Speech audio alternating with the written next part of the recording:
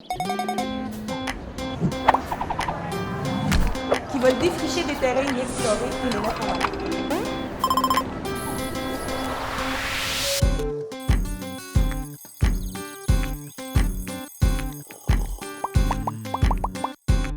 De retrouver cette humanité commune qui nous unit, que ce soit d'un continent à l'autre, que ce soit au centre-ville de Sherbrooke.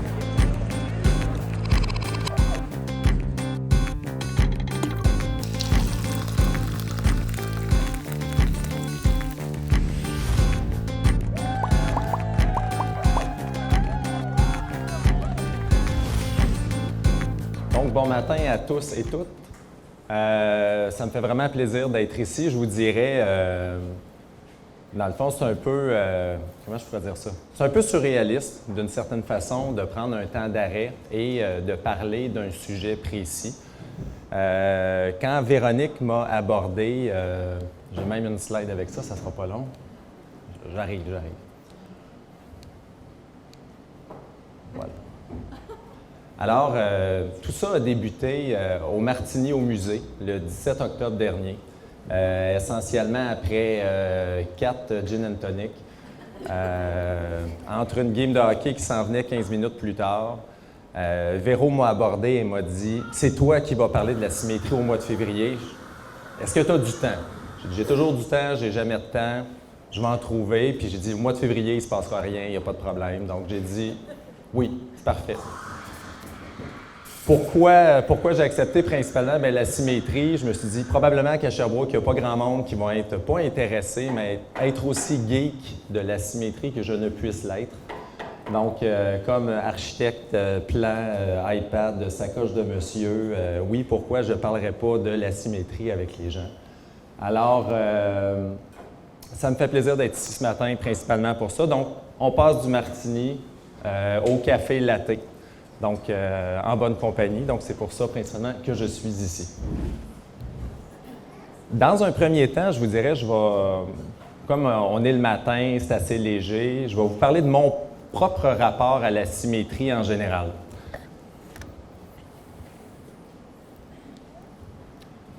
Donc, ici, belle photo que Karine Couillard a fait dans le cadre d'un projet récemment. Donc, Véro l'a adapté avec mon toupette symétrique, asymétrique pour les besoins de la cause.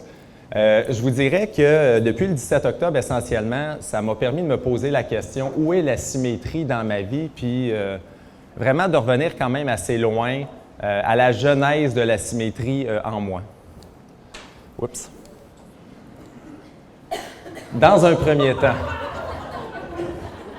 Premier rapport symétrique, je vous dirais, où j'ai eu une préoccupation dans ma vie, c'est ma coupe René Simard, avec mes frères, pour ceux qui les connaissent. Ils adoreraient ça, voir qu'ils sont ici ce matin. Donc, regardez ce beau chérubin avec la coupe symétrique. Donc, vraiment, le toupette et les cheveux ont été une grande préoccupation dans ma vie. Je ne m'en cache pas et encore à ce jour. Je vous ramène aussi à la genèse de la symétrie. Quand on se pose la question passe-partout, passe-partout, c'était très, très, très géométrique. Hein? C'était quelque chose de facilement accessible, quelque chose de rassurant. Puis je vous dirais, ce qui est assez intéressant quand on regarde ici dans passe-partout, c'est les personnages, quand on les voit, passe-partout elle-même avec son espèce d'œil un peu asymétrique. Passe-partout a toujours été un peu tristounette, un peu champ gauche. Donc, on voit qu'elle est comme symétrique, mais un petit peu décalée, pas mal à l'image du personnage. Passe-carreau qui bouge dans son allure symétrique, mais l'espèce de petit carré qui veut sortir de lui-même. Donc, elle l'exprime quand même très bien. Et le débordant passe-montagne avec quasiment des suppositoires de bonheur débordant qui ressort par le nœud papillon. Donc, vraiment un rapport symétrique qui est quand même très grand ici. Quand on regarde les nouveaux personnages, en passant, Passe-Partout recommence le 25 février. Si vous avez des enfants qui écoutent Télé-Québec, vous savez que ça commence lundi, inquiétez-vous pas. Ils le disent à toutes les 2 minutes à Télé-Québec. Donc, vous voyez que cette logique-là, rassurante, est quand même aussi retranscrite et reproduite encore avec la nouvelle vague, nouvelle génération. Donc, toujours autant d'enthousiasme chez les personnages. Un autre élément peut-être qui va rappeler des souvenirs à des gens, au primaire, on jouait avec des plaquettes qui s'appelaient Véritech. Bon, ça c'était une espèce de plaquette, on répondait à des questions, puis il fallait mettre des petites plaquettes qui sont là. Puis quand on virait ça de bord, on savait si on s'était trompé ou non, parce que c'était symétrique ou asymétrique. Donc ça aussi, c'est un rapport souvenir que j'ai en tête. Ma fille, ici, Alice, qui faisait son devoir la semaine dernière, c'est un peu croche, je suis désolé, la photo était comme ça. Donc, de dessiner les éléments symétriques ou pas. Donc, ça aussi, c'est en deuxième année, je me souviens vaguement qu'on faisait ces trucs-là. Ceux qui ont vécu la logique Atari ou VIC-20, moi, c'est mon premier jeu vidéo qu'on a eu à la maison. C'était des graphiques absolument incroyables, très pixelisés. Puis, je me rappelle même de la toune, mais ça aussi, je me souviens très bien la notion de symétrie dans ça. J'aimais bien défaire des lignes ou même les petits monocles qui sont là. Il y a un pointeur. Hein? Oui, ça ici. Je me souviens très bien que j'aimais bien les défaire de façon symétrique. Ça a toujours été un peu en moi, cette espèce de logique-là. Tetris aussi. Quand on commençait à jouer à Tetris, c'était assez plate au début parce que c'était très, très lent. Donc, j'aimais ça, faire des espèces de beaux patterns très, très, très symétriques, très droits, très bien composés. Donc, aussi un rapport à la symétrie là. Je ne sais pas si ça rappelle des souvenirs à certaines personnes, mais j'en ai passé du temps à Tetris. Ici, dans le Haut-Fleurimont, donc premier rapport aussi avec mes constructions un peu à la guerre des Tucs. Donc, on voit ici la coupe très, très, très petit page avec moi en haut et mon manteau rose fluo et mauve. Donc, dans le fort, dans les constructions, très, très, très symétriques aussi. Ah oui. On vieillit, on avance dans le temps. Dans les premiers fantasmes de jeunesse, Cindy. Cindy Crawford. Qu'est-ce qu'elle a de particulier, Cindy? Elle est de toute beauté, assurément, mais elle a un grain de beauté ici. Tout un.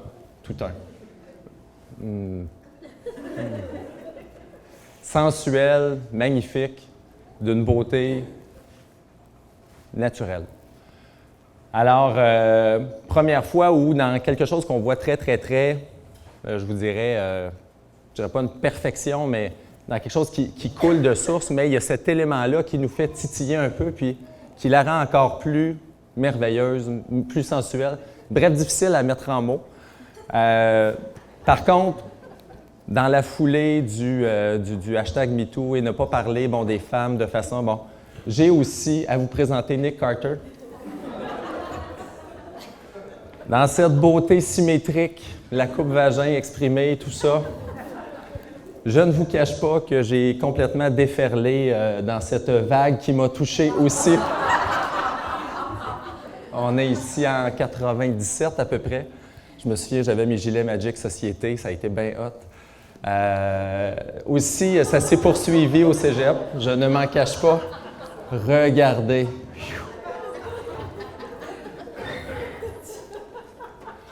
Récemment, je me suis fait prendre au jeu du toupette aussi.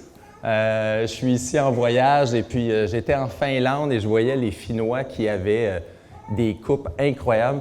Si vous avez la chance, vous avez eu la chance de voyager en Scandinavie, vous allez voir que les gens sont parfaits. Ils sont bien habillés, ils sont bien peignés, tout est parfait. C'est incroyable, on se croirait dans le Truman Show à Pleasantville. Tout est parfait. J'ai décidé d'aller chercher une coupe de cheveux l'espace d'une journée, très, très, très léchée. Ça a duré une journée, mais bref, j'étais très fier de mon coup dans ce selfie. Rapport symétrique. À défaut de faire une danse, parce que je suis connu pour faire des danses en public, calmez-vous, mesdames. Dans mon quotidien, je vous dirais, je cours beaucoup, je cours en général, mais la symétrie aussi, on la vit parce qu'on est humain, parce qu'on est homme, parce qu'on est femme, et on a un centre de gravité. Et quand on court, je vous fais une démonstration, regardez bien. On est toujours porté à partir d'un côté et toujours compensé de l'autre et de un et de l'autre. Et ce principe-là, en course, est pratiquement le même quand on marche, quand on court et tout ça. Donc, la symétrie, elle est partout, elle est en nous et elle est inévitable.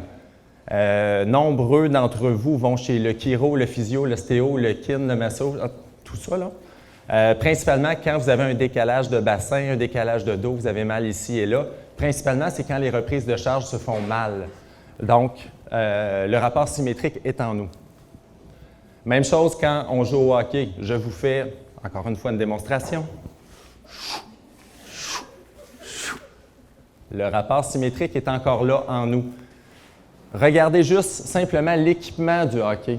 Okay? Les casques, les gants, les patins, les bâtons, tout est symétrique. Okay? C'est normal parce que la base de l'homme est symétrique. Indépendamment si on porte à gauche, à droite, on est symétrique. Autre élément aussi, les surfaces de jeu. Les surfaces de jeu, c'est toujours un contre l'autre. Donc, on donne un avantage à gauche, on donne un avantage à l'adversaire à droite. Donc, le rapport duel dans la vie nous oblige à la symétrie, sinon il y a un avantage d'un côté versus l'autre. Basketball, hockey, football, nommez-la tous. Essentiellement, même le curling est symétrique, principalement pour une logique. C'est ça, d'avantage de un versus l'autre. Ici, dans mes jeunes années, j'avais une moto, j'étais plus sage. Ma moto était symétrique, elle passait inaperçue. Bon, et vous voyez aussi que le casque mis sur ma tête m'a ramené dans une logique beaucoup plus aplatie. OK? Par contre, dans les années présentement, il y a quelques années, j'ai décidé d'être complètement déjanté et d'avoir une moto avec une lumière asymétrique. Je le fais parce que, sérieusement, ce qui m'a attiré envers ce modèle-là, c'était principalement l'espèce de lumière un peu bizarre. Je ne sais pas pourquoi la symétrie m'attire, mais souvent, la symétrie est associée à ce qui se doit d'être. Puis l'asymétrie, c'est l'espèce de petite logique bad boy ou l'espèce de « Ah, je suis différent » ou « J'ai ce besoin d'exister ». Et souvent, c'est de cette façon-là qu'on l'exprime et on le retranscrit. Ce qui m'amène à vous parler de l'asymétrie et de l'asymétrie. Je répète. Je vais vous parler de l'asymétrie et l'asymétrie. OK. Pour faire un Claude Bello de moi-même qui, dès le premier Creative Morning, s'est référé à la définition même de son mot, puis je trouvais ça très éloquent. Donc, la symétrie est la propriété d'un système, c'est lorsque deux parties sont semblables. Okay? C'est ce qui est défini au niveau de la symétrie. Puis la symétrie peut prendre vraiment plusieurs formes. Oui, fondamentalement, on pense à ça, le rapport mathématique, le rapport géométrique dans un premier temps, mais la symétrie, elle s'exprime, elle est dans notre quotidien, dans toutes les sphères de la vie. Okay? Il existe des symétries radiales, donc vraiment dans tous les sens. Il existe des symétries en rotation, le yin et le yang, entre autres, là, qui se courent toujours après lui de façon éternelle, comme ça. On l'a de façon naturelle dans la nature. Pensez à n'importe quel insecte, n'importe quelle plante, des broméliacées. Vous avez les cocottes, les palmiers, les kiwis. Tous les rapports de la nature, naturellement, sont symétriques. On avait le monde végétal, vous avez le monde animal ici.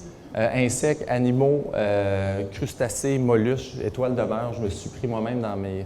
Je ne sais pas c'est quoi. Ça doit être un mollusque, un crustacé, un mollusque. Peu importe. Animal. Les planètes. La notion de gravité aussi, de système solaire. La nature même des choses est souvent symétrique. La reine des neiges, le flocon de neige qui se forme naturellement.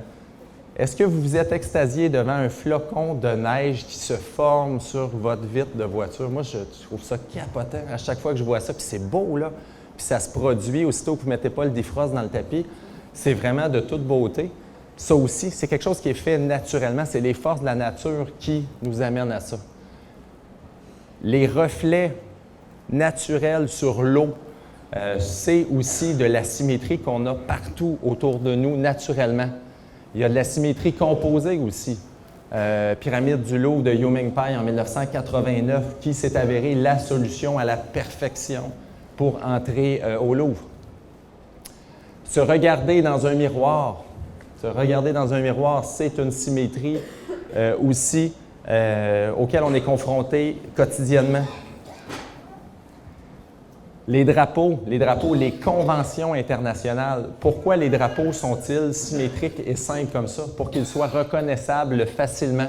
Justin m'en voudrait de ne pas avoir mis celui du Canada et François celui du Québec. Il n'en demeure pas moins que, de façon globale, à défaut d'être symétrique, comme ici, chacun des éléments par rapport à lui-même est symétrique aussi.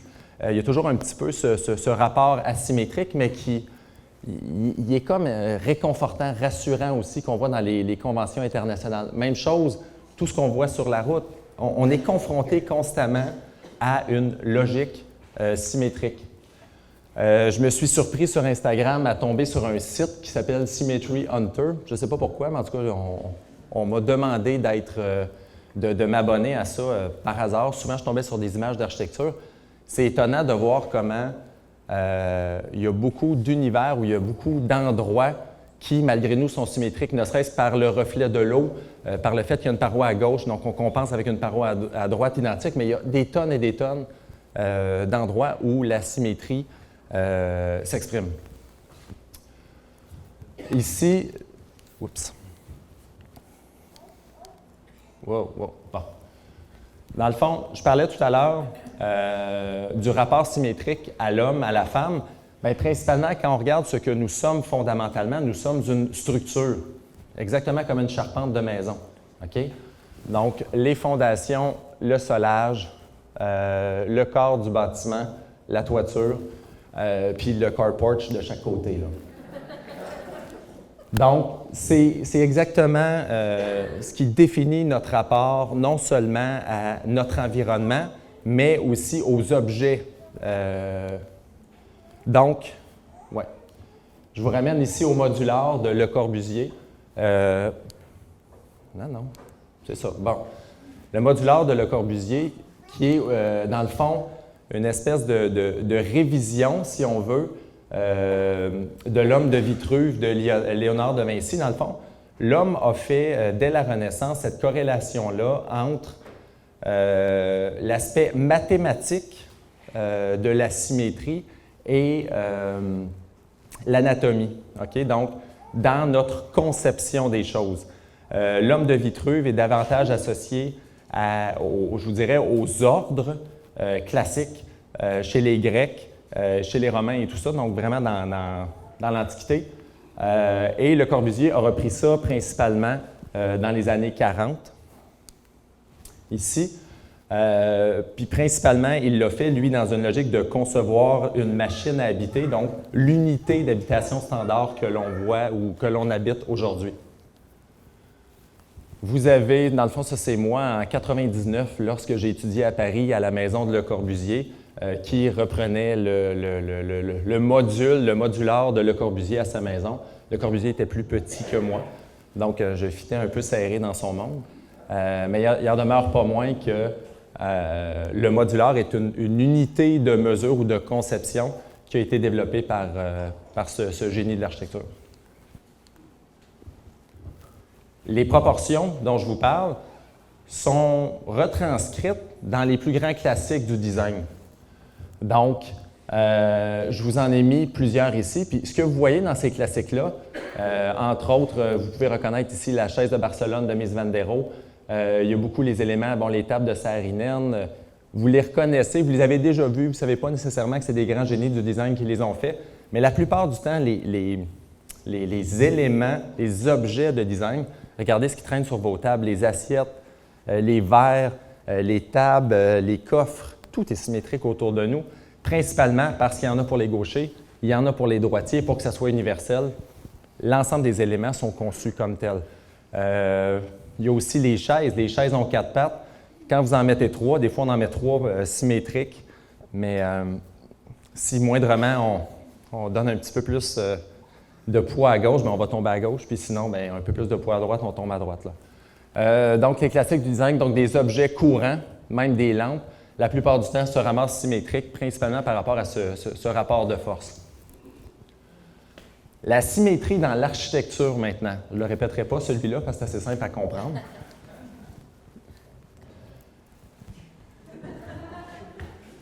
En architecture. Premièrement, qu'est-ce que l'architecture? L'architecture, c'est l'art de bâtir. Okay? Qu'est-ce qui distingue l'architecture du reste de la construction? Principalement, c'est que en architecture, il n'y a rien qui est laissé au hasard. En tout cas, du moins, qui est supposé d'être laissé au hasard. Tout est justifié. Chaque petit élément, quel qu'il soit dans l'architecture, à la question « Pourquoi ?», l'architecte va avoir une réponse « Parce que ». Tout simplement. C'est la base même de la conception. En design, je parle en architecture, mais en design, chaque chose est justifiée en toutes circonstances. OK? Donc, pourquoi? Parce que. Parce que la symétrie est cette réponse de composition. Demain matin, j'ai un mandat quel qu'il soit, on me demande de concevoir un édifice. Je prends un hasard comme ça, bon, sur 5 terrains sur la rue Wellington Sud, qui commence juste ici, de l'autre côté, et qui traverse. Puis on me demande, peux-tu concevoir 1, 2, 3, 4 édifices? Vous allez savoir bientôt combien on en a mis. Mais est-ce qu'il faut que ce soit symétrique ou pas? Puis là, est-ce que ce rapport-là, ce que je vais concevoir, il va être symétrique ou pas? Alors, pourquoi devrais-je le faire symétrique ou asymétrique? Parce que, et j'ai une belle réponse touchante à cette question, mais vous allez voir dans quelques mois, semaines, la réponse à ça. Ah! En fait,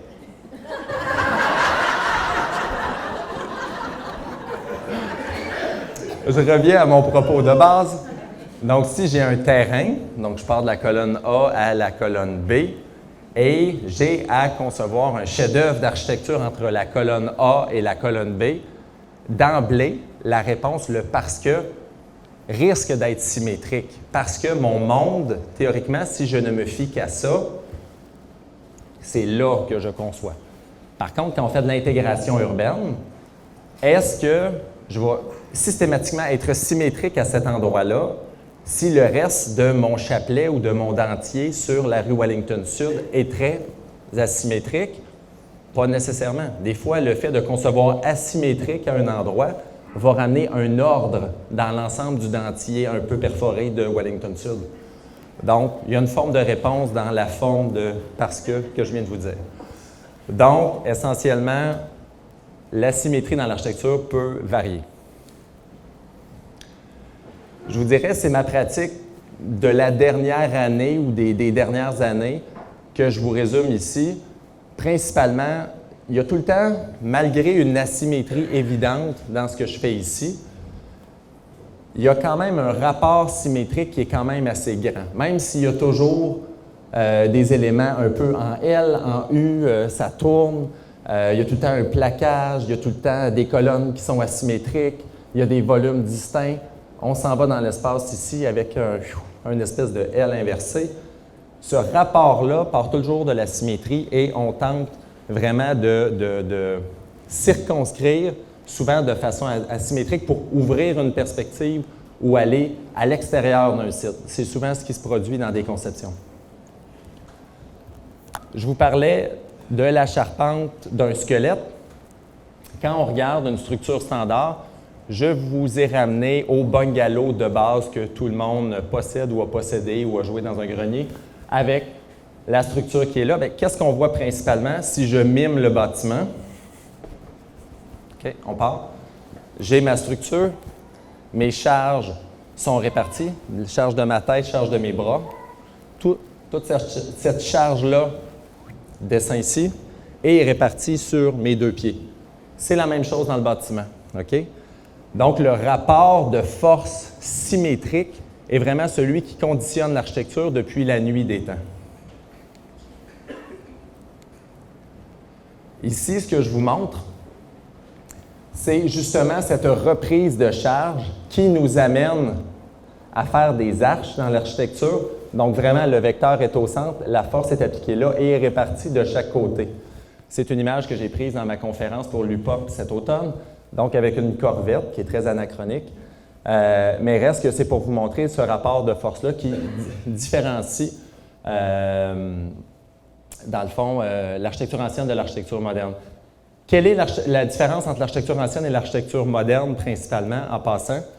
C'est, en fait, c'est que l'architecture ancienne est une architecture d'empilement, une architecture de tas. OK? C'est quoi les premières constructions? Dans le fond, j'ai d'autres slides pour ça. Oups, attends. Oups. J'y arrive, c'était Ticoun. Je vais vous l'expliquer, ça ne sera pas long.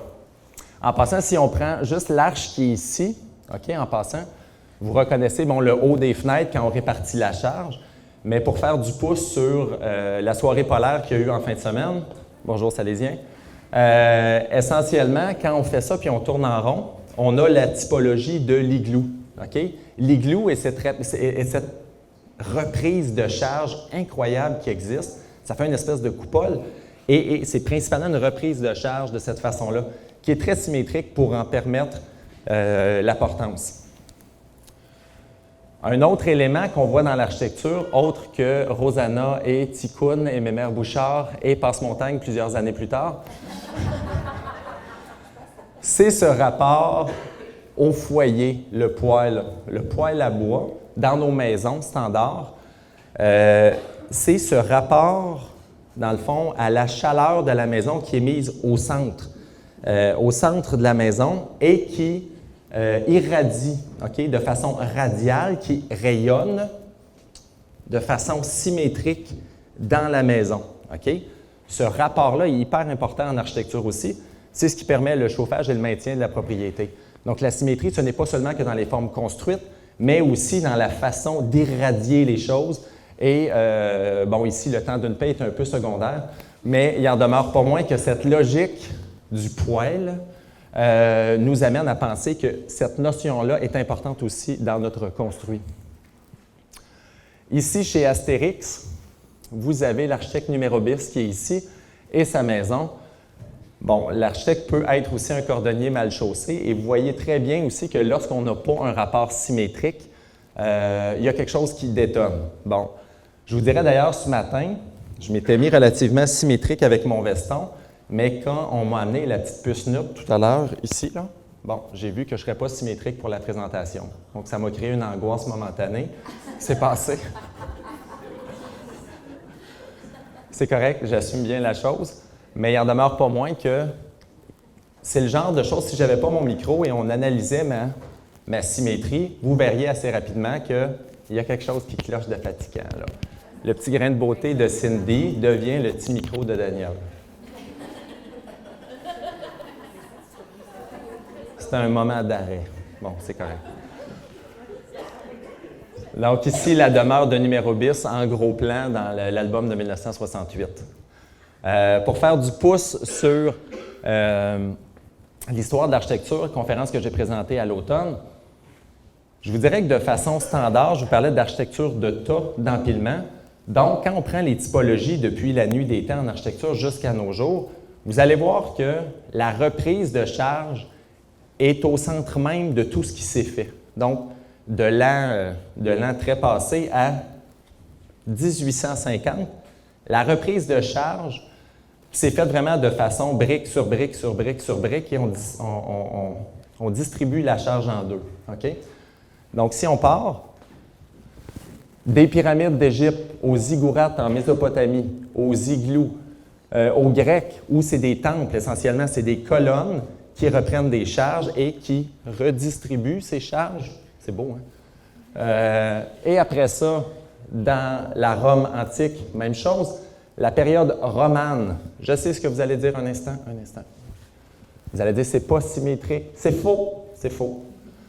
La cathédrale est derrière et le clocher est devant. Le clocher en soi lui-même, le beffroi, il est symétrique, il est distancé. Et dans la période romane, tout est symétrique. Dans la période gothique aussi, cette recherche de Dieu. Même chose dans la Renaissance, le beffroi est et indépendant. Ça se poursuit à travers le maniérisme, le baroque. Le baroque est ce don, cet hommage à Dieu très ampoulé, très arrondi. Saint-Pierre de Rome est comme ça, je vais vous le montrer dans quelques instants. La période rococoïsante. Qu'est-ce que le rococo? Le rococo, c'est de la Renaissance qui dégénère. En gros, l'architecture, principalement, ce qui fait qu'on passe d'un style à un autre, c'est l'ornementation qui commence à dégénérer. C'est comme d'avoir un bijou, 2 bijoux, 3 bijoux, 10 bijoux, des bracelets, puis là, à un moment donné, on en a tellement qu'on est poigné, puis à un moment donné, on dit « c'est fini les bijoux ». On revient à zéro. On revient à la simplicité, oeil le volé, matin et soir, et on continue notre vie très simplement. Puis après ça, on se dit « je pourrais peut-être me remettre un bijou ». Puis un deuxième bijou, puis un troisième, puis un quatrième, puis un cinquième, je suis plus capable. Et je recommence. L'architecture, c'est ça. Hein? Donc, on part de la Renaissance qui est assez simple, on commence à avoir des tics nerveux, on commence vraiment à se croire de plus en plus, puis là, à un moment donné, on se croit tellement que ça dégénère, puis ça rococoïse, puis ça sort de partout, le rococo. Puis à un moment donné, on fait « assez !» et on passe à un autre appel. J'arrive maintenant. Donc, dans tout ça, les rapports sont relativement symétriques, principalement parce qu'ils sont des reprises de charges standards. Révolution industrielle. Qu'est-ce qui se produit? L'acier, le béton, le verre apparaît dans l'architecture. On peut maintenant reprendre des charges différemment que de faire des colonnes comme ça. On peut faire une colonne et faire ça. Oh, il y a des charges là. Il y a de l'acier d'armature qui s'en vient porter la charge ici et là. Regardez, je suis asymétrique. Révolution. Par contre, la production d'acier, la révolution industrielle est assez inhumaine. Il arrive de nouveaux courants liés à une logique très romantique dans l'architecture. Qu'est-ce qui se produit quand on amène des émotions dans l'architecture? Ça ne marche plus. Ça ne marche plus. On fait l'architecture différemment. Regardez le hameau de Marie-Antoinette à Versailles ici. On l'a fait parce qu'on a décidé d'amener de l'émotion. L'émotion fait en sorte de dire « je mettrais une petite fenêtre ici. Ah, oui, Minou, j'aimerais ça, je mettrais quelque chose là. Oui, mais moi, je ne suis pas d'accord. » L'émotion, dans l'architecture, nous amène à la symétrie systématiquement. Et ce rapport émotionnel dans l'architecture nous amène vraiment à faire une architecture de feeling. Une architecture de feeling qui est conditionnée par l'horreur de la révolution industrielle principalement, en contrepartie de l'architecture très droite qui se doit d'être. Tout ce que je vous ai montré, pyramides, temples et tout ça, c'est de l'architecture d'État. C'est de l'architecture droite. C'est de l'architecture qui représente, qui évoque une architecture de hiérarchie. Par contre, une architecture plus émotive, c'est une architecture vécue, sentie. Et ça, ce rapport-là est très important dans le développement de l'architecture. Il n'en demeure pas moins que malgré cet aspect émotif-là, qui apparaît principalement dans la révolution industrielle et les nouvelles reprises de charge, notre nouvelle façon de faire de l'architecture possible, il n'en demeure pas moins qu'il y a des gens qui sont très rationnels, qui est très symétrique encore. Même dans la composition que moi-même je fais aujourd'hui, il y a encore de la symétrie. Mais cette perte-là de sens s'est poursuivie à ce moment-là. J'ai perdu mon clicker qui est ici. Voilà. Ça va? C'est pas mal la base de ce que je vais vous montrer là. Oh, les pixels. Désolé, la pixelisation de la vie.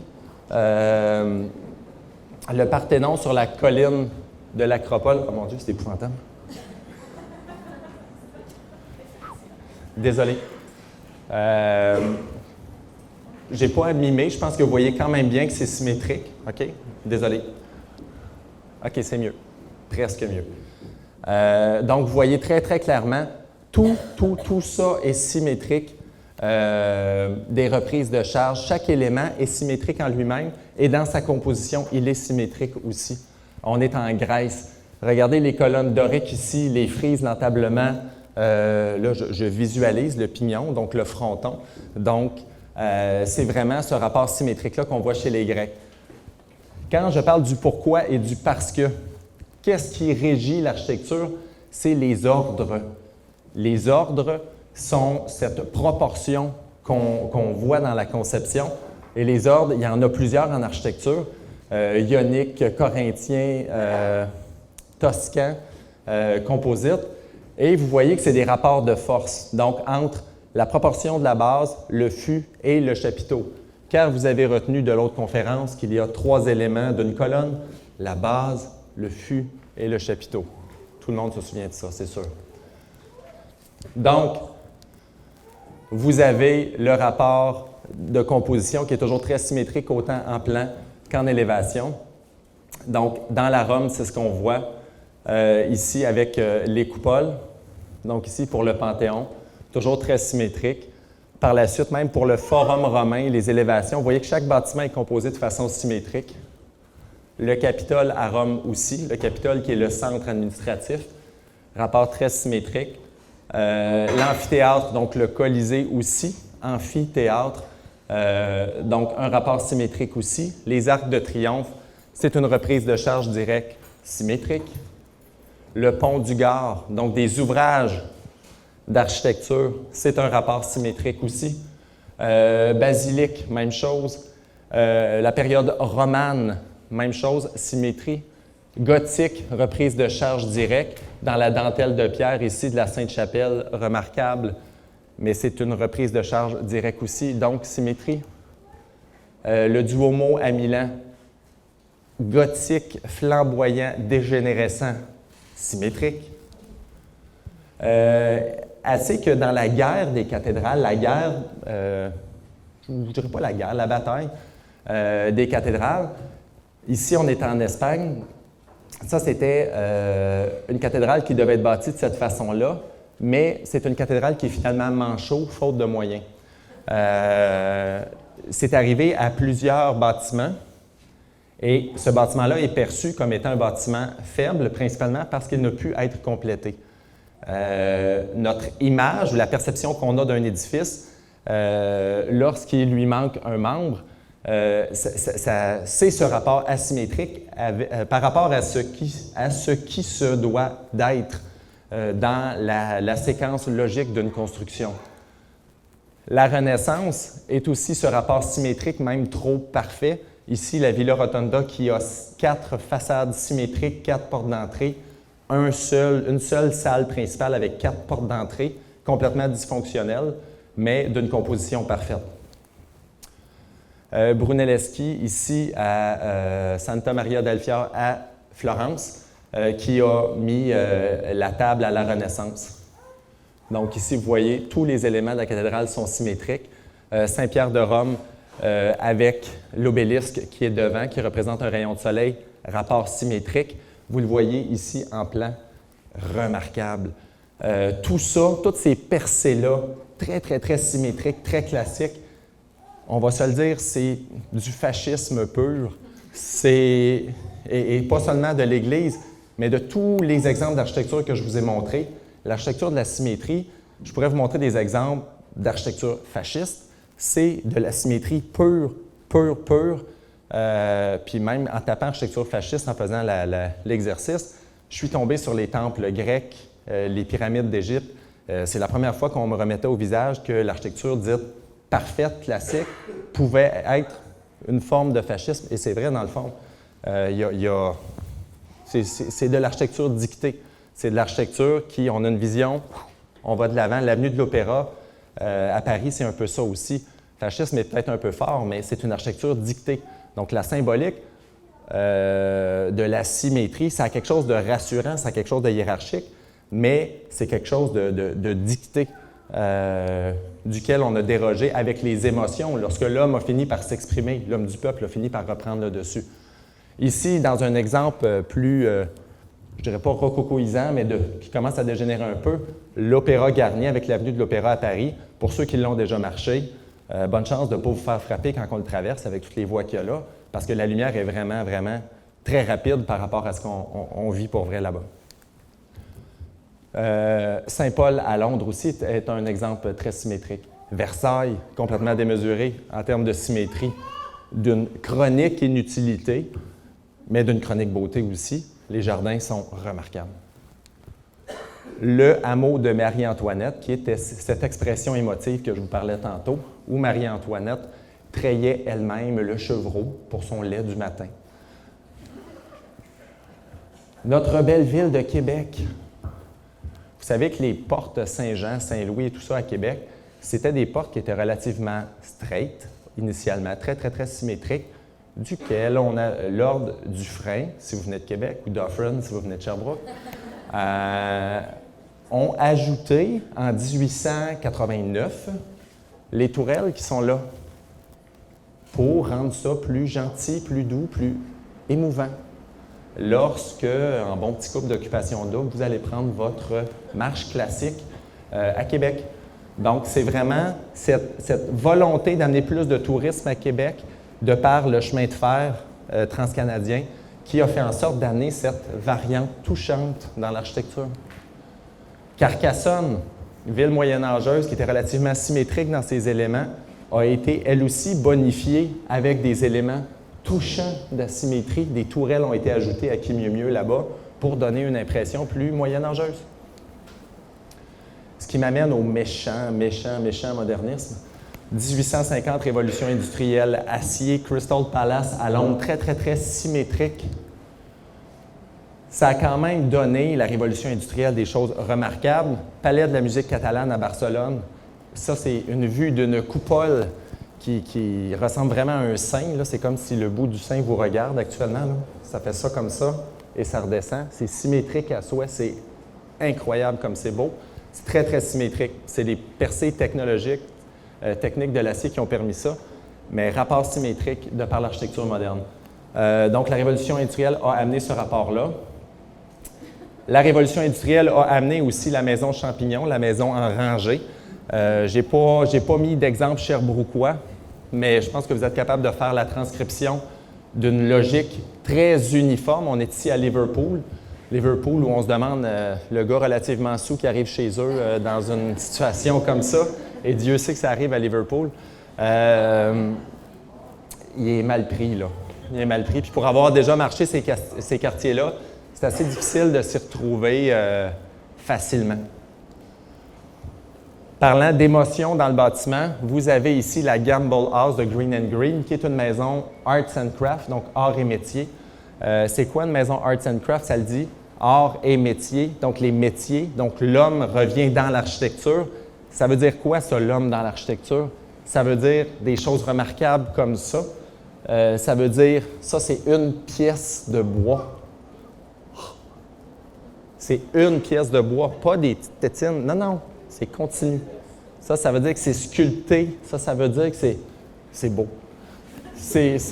Donc, le rapport asymétrique commence à rentrer au niveau de l'émotion. Regardez ça ici. Ça, c'est la porte d'entrée de la Gamble House. C'est un vitrail de Tiffany. C'est écœurant. Puis regardez, pour les connaisseurs en vous, reconnaissez-vous cette maison? Non, de Zeus! Retour vers le futur, Doc Brown restait en 1955 dans cette maison. Dans Retour vers le futur, patrimoine d'UNESCO en passant. C'est cette maison-là qui a entre autres donné l'élan au bungalow que l'on connaît aujourd'hui. Remarquable à Pasadena en Californie, près de Los Angeles, je vous encourage à y aller, c'est incroyable.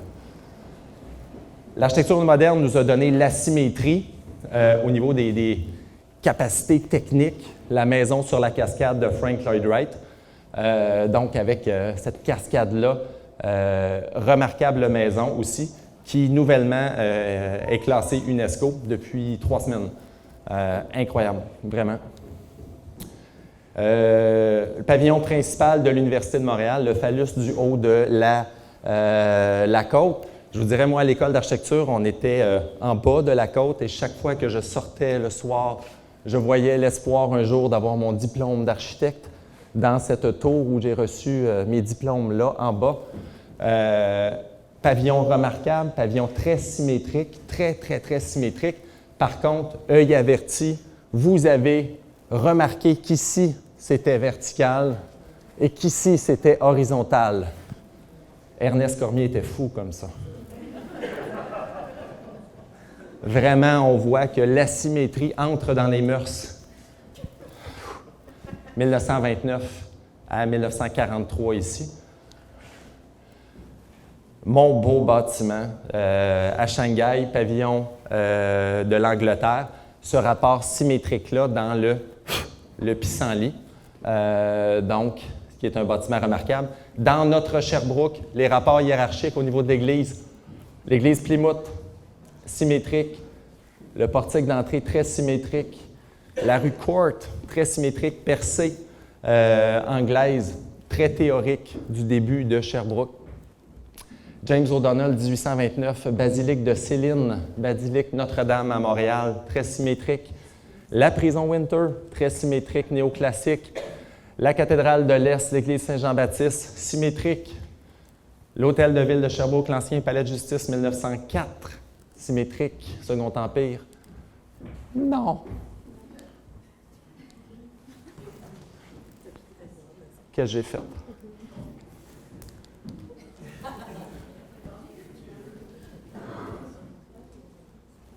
Je vais clencher après. Vas-y. Je te signe. Tu l'avais pas pire. Oui, je t'ai pas pris proche. T'es là. Parfait. Merci. La gare de la rue du Dépôt, quand on prend chacune de ces sections, 1890, symétrique. 1909, symétrique. Le lien entre les deux, symétrique. Le séminaire de Sherbrooke, base, fût, chapiteau, gratte-ciel. Par contre, c'est un château. On est dans l'époque victorienne. On a des sous. On s'exprime. C'est un style château. Ça prend un petit peu d'émotion. On a le petit peu d'émotion. Il est là. Le pont, les grandes fourches, symétriques, asymétriques, déjantées. Il y a une fougue. L'hôtel Wellington, dans sa base initiale, 1929, extrêmement symétrique avant son agrandissement en 1960, où on a voulu un rapport symétrique entre cette portion-là agrandie et celle-là, et l'état initial. Entre l'état initial et ce que ça a donné au final, il y a quand même ce rapport-là symétrique dans l'agrandissement qui a été offert. Donc, dans la symétrie ou l'asymétrie de ce qui va s'en venir, potentiellement, éventuellement, dans un avenir rapproché ou non, ça dit tout et rien. Wellington. Ce qui m'amène, dans le fond, c'est pas mal en conclusion, c'est notre rapport symétrique en société. Je vous ai parlé de l'architecture. La symétrie en société, c'est dans nos rapports humains avec l'autre aussi. Le selfie, moi et mon écho en ce monde, moi et mon ego en ce monde. Souvent, quand on utilise Instagram, Facebook, on parle à quel point on est heureux dans notre cœur et on décide de le dire à la planète au complet. Ça va, Adèle, il n'y a pas de problème. Donc, le selfie est cette espèce d'élément qu'on envoie dans l'univers et on s'attend à avoir du love en retour ou une espèce d'approbation. OK? Donc, un selfie... Je passe vite. C'est gênant à la limite, mais on se renvoie à la figure notre propre perception de nous-mêmes. Et ça, c'est un rapport symétrique. Puis il n'y a rien de pire quand on envoie du love dans l'univers et ce qui nous revient, c'est pas du love. Et c'est ce qu'on vit actuellement. C'est vraiment des rapports qui sont asymétriques. Je vous dirais, il y a à peu près 2 mois, un petit exemple, le Manhattan qui est de l'autre côté sur Bowen, c'est moi qui l'ai conçu. J'étais vraiment content qu'on a lancé ce projet-là et j'ai eu une réponse sur Internet de quelqu'un qui m'a dit « ça a l'air d'un bunker nucléaire russe ». Hein? Je dis « il a mal vu, ça se peut pas ». Ben oui, je me suis fait écrire ça, puis c'est correct, les gens ont le droit. Quand on a le droit de s'exprimer d'une part, les gens, à l'inverse, ont le droit aussi de s'exprimer dans ce qu'ils veulent exprimer par rapport à une situation. Donc, ça aussi, ce rapport-là symétrique, c'est quelque chose de confrontant, mais c'est quelque chose qui fait partie de la vie. Ce qui m'amène à parler aussi de l'opinion contraire Hein? Les Québécois, on est très consensuel tout le temps. On aimerait croire que tout chemine et coule d'une façon normale. Il suffit juste que quelqu'un nous dise « oui, mais, oui, mais ». Non, oui, mais. Oui, mais ce « oui, mais » là, il est important. Si quelqu'un le sent, si quelqu'un a un raisonnement, s'il y a un « parce que » au « pourquoi » dans l'opinion, moi, c'est parfait, je vais t'écouter. S'il n'y a pas de « parce que », je n'écouterai pas. C'est beau, c'est laid, OK, pourquoi, c'est correct. Mais s'il n'y a pas le « pourquoi », par contre, l'opinion contraire qui dérange aussi, ce rapport à la symétrie, hein, dans ce qu'on envoie versus ce qu'on reçoit. Ça aussi, pour reprendre les termes de la chanson de France Gall et Elton John, « donner pour donner », hein? Souvent, quand on donne, on dépanne quelqu'un. En retour, est-ce qu'on a ces attentes-là de quelqu'un qui, quand moi aussi je vais être pris, est-ce que cette personne-là va venir m'aider ou pas? Est-ce qu'on est quelqu'un qui est un électron positif dans la vie ou nous sommes un électron qui suce de l'énergie aux autres? C'est quelque chose aussi. Ce rapport-là, symétrique ou asymétrique, c'est important de s'en rendre compte. En tout cas, si vous n'avez jamais fait l'exercice, faites-le, c'est important. Est-ce que vous donnez tout le temps dans la vie? Est-ce que vous recevez dans la vie? Ça aussi, c'est une question qui est assez fondamentale. Des nouvelles de moi? Notre rapport envieux à l'autre. OK? Je vais donner un exemple ici, les voisins gonflables. Les voisins gonflables sont cette symétrie-là, des fois, qu'on attend de l'autre ou on aimerait donc ça être comme. Ça aussi, il y a une forme de symétrie et d'asymétrie dans ça. Les rapports symétriques dans un couple, hein? Moi, je fais ça comme ça, Minou, Pitou, toi, puis les tâches ménagères dans un couple, la notion de c'est quoi nos attentes par rapport à l'autre? Est-ce que ça doit toujours être la même chose? Est-ce que ce n'est pas plutôt un complément, une espèce d'asymétrie yin-yang qui se complète et qui fait en sorte qu'on est une équipe? Ça aussi, c'est des questions qu'on a à se poser. Les toilettes hommes-femmes, je vous dirais que moi-même qui aménage des toilettes, je me fais regarder maintenant par mes clients en me faisant dire « ben voyons, c'est out ça, on ne fait plus ça des hommes et des femmes ». Et quand les hommes ont des problématiques dans les toilettes qu'ils ont à gérer pour les hommes et les femmes ont leurs problématiques qu'elles ont à gérer dans les toilettes pour les femmes, des fois, c'est peut-être bien aussi et on a le droit de se dire qu'on est différent. OK? La question égalitaire, je suis le premier à la soutenir. Dans certains rapports humains, peut-être pas tout le temps. Les toilettes non genrées, donc c'est à ça que je veux en arriver, mais j'ai une belle morale là, qui s'en vient, gentille. Et la symétrie, je parle de quelque chose de droit. La symétrie, elle a quelque chose de rassurant parce que c'est le dogme, c'est ce qui a toujours été, c'est ce qui fait école, c'est ce qu'on vit, c'est ce qu'on subit, c'est ce qu'on est aussi. Donc, est-ce que c'est parce que ça a quelque chose de rassurant? Va savoir. Donc, les rapports hommes-femmes, est-ce que maintenant, nous ne serions pas seulement qu'humains? Donc, voilà. Donc, la symétrie dans le couple. Ici, question choc. Attention, c'est ostentatoire, je le sais, je m'avance sur des terrains glissants actuellement au Québec. Mais regardez comment le Christ asymétrique sur la croix nous amène une anxiété, tandis que le Christ rédempteur, qui est symétrique, est plus inclusif et plus ouvert. C'est sûr que la symbolique n'est pas la même, mais c'est sûr que cet élément-là nous interpelle. Le rapport asymétrique nous choque instinctivement, au-delà de la symbolique. Donc, en conclusion, je pense qu'en général, on a besoin d'un cadre générique, mais indépendamment de ça, on a tous besoin d'être unique, on a tous besoin d'exister. Je pense que l'asymétrie, à ce titre-là, est aussi nécessaire que la symétrie. La symétrie nous permet d'avoir une cohérence, non seulement dans notre pays, mais avec les gens qui nous entourent, pour qu'il y ait une certaine communication, une cohabitation. Mais il en demeure pas moins que je pense que ce besoin d'exister-là, unique, individuel, puis même en groupe, est possible dans cette cohabitation-là. Donc, besoin d'asymétrie pour établir l'ordre et inversement. Dans le cercle de la vie, mais je pense qu'on a besoin des deux. Comme en architecture, on a besoin d'ornementation et d'architecture très blanche qui se succèdent et qui amènent de bonnes discussions aussi. Donc, alors vous, ce matin, êtes-vous symétrique ou asymétrique? Voilà, c'est la grande question. Parce que vous en redemandez.